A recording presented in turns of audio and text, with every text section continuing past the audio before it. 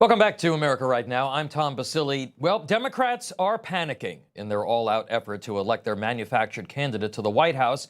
They've turned again to the kind of rhetoric that is patently insulting to America's black community.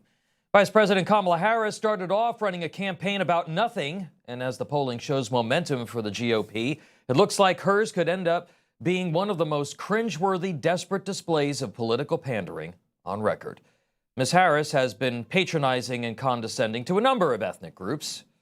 Let's just get through the next 64 days. How about that? You all helped us win in 2020, and we're going to do it again in 2024. You better thank a union member for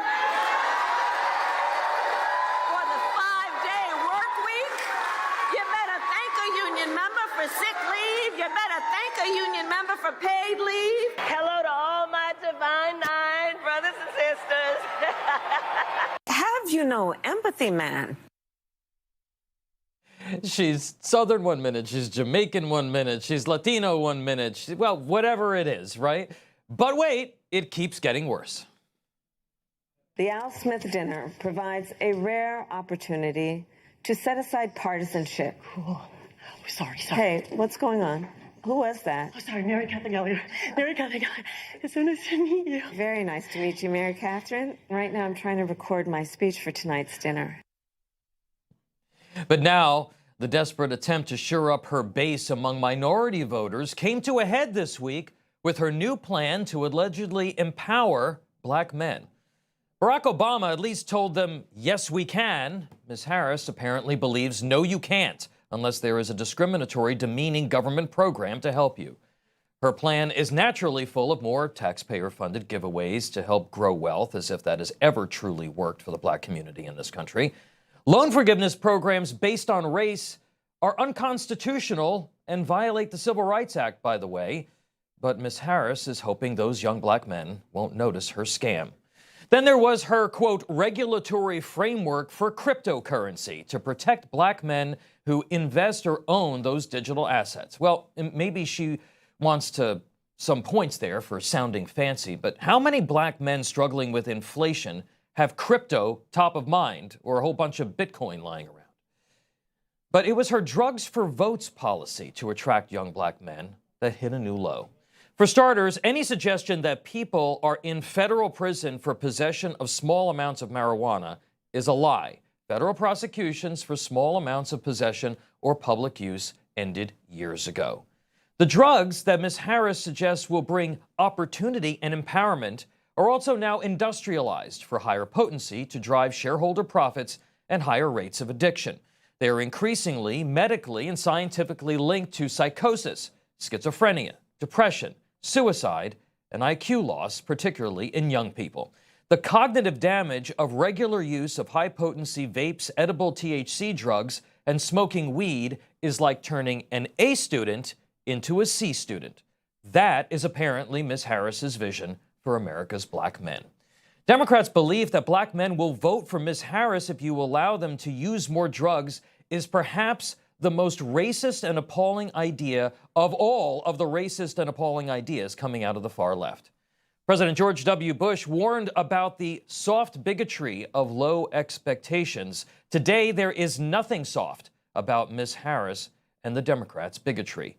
To top it all off, she's also peddling the line that more drugs equate to social justice because legalizing THC drug products, together with race-based government incentives, will increase black entrepreneurship. That's a grand plan that was actually created by wealthy white investors to appeal to drug legalization skeptics that in more than a decade has never come to fruition.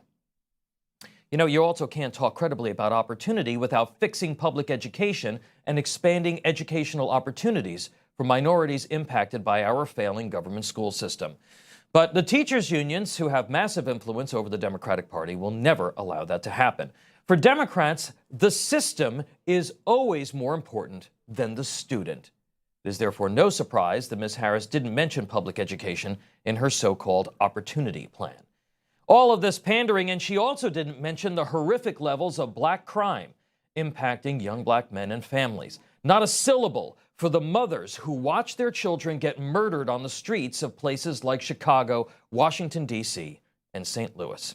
Her deliberate deception of the black community continued during her interview with Charlemagne the God this week, when Ms. Harris doubled down on slavery reparations. Watch. So my agenda, well, first of all, on the point of reparations, it has to be studied. There's no question about that. And I've been very clear about that position. She knows they're likely never to happen because they're unconstitutional and would cost Americans trillions of dollars, even though she supports it.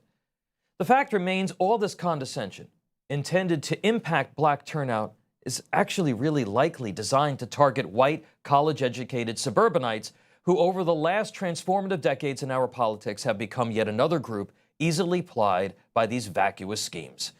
Democrats love preying upon liberal white guilt with platitudes that provide the patina of caring about the plight of vulnerable populations.